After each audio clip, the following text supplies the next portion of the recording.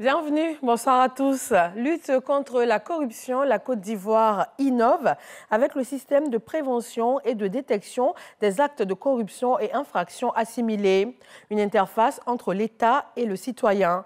La présentation officielle de cet outil a eu lieu ce 11 juillet lors de la célébration officielle de la Journée africaine de la lutte contre la corruption. Sécurité alimentaire, un programme de soutien à 322 coopératives féminines ivoiriennes grâce à un financement de la Banque africaine de développement, de ONU Femmes et de la Société financière internationale pour un montant de 1,8 milliard de francs CFA. 322 coopératives féminines localisées sur l'ensemble du territoire ivoirien opérant dans la production vivrière bénéficient d'une enveloppe globale de 1,8 milliard de francs CFA. Le fonds est alloué par la Banque africaine de développement BAD et ses partenaires ONU Femmes et la Société financière internationale SFI.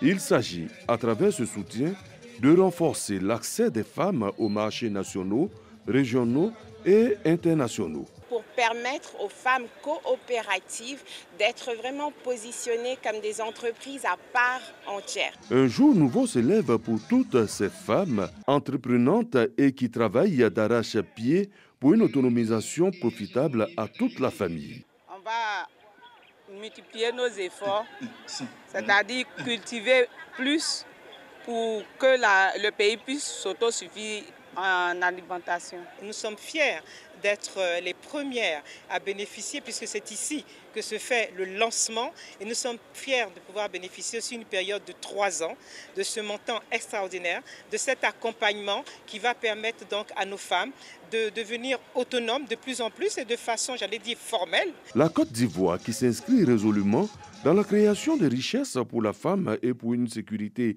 alimentaire pour tous, tient ici, à travers cette aide, une reconnaissance de sa politique. Nous sommes en train d'aller dans la durabilité. Les femmes sont une pièce maîtresse et un groupement important dans le développement de notre nation et dans la réalisation de la Côte d'Ivoire solidaire, tant voulue par son Excellence, le Président de la République, son Excellence Alassane Ouattara. Nous ne pouvons qu'être fiers et heureux de savoir que nos institutions internationales œuvrent pour le bien-être de nos femmes.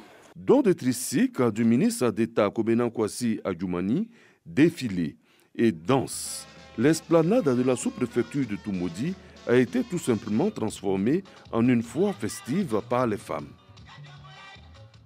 Le ministre gouverneur du district du Denguélé, Gaussou Touré, en marge des assemblées annuelles du groupe Afreximbank et de la 7e édition du Forum des bâtisseurs de l'Égypte, rencontré différents partenaires. Des démarches afin de développer un réseau d'investisseurs pour l'accompagner et le financer dans les projets de développement en faveur du district du Denguélé. Le conseil municipal de la commune de Yopougon, en partenariat avec l'ONG La Main de Dieu, met en place des projets en faveur des femmes. Il s'agit de leur permettre de viser l'autonomisation à travers justement la création d'activités génératrices de revenus. Au Sénégal, la campagne électorale pour les élections législatives du 30 juillet s'est ouverte hier dimanche.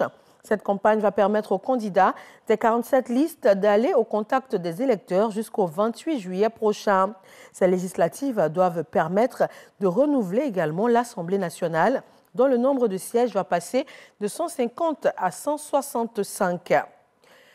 Et puis, dans le nord-est de la République démocratique du Congo, de nouvelles attaques meurtrières avec au moins 2 villages qui ont été ciblés.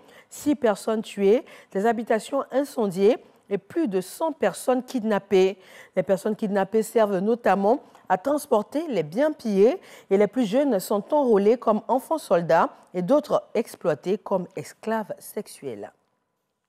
Merci de vous informer sur RTI 1 et je vous retrouve à 20 h.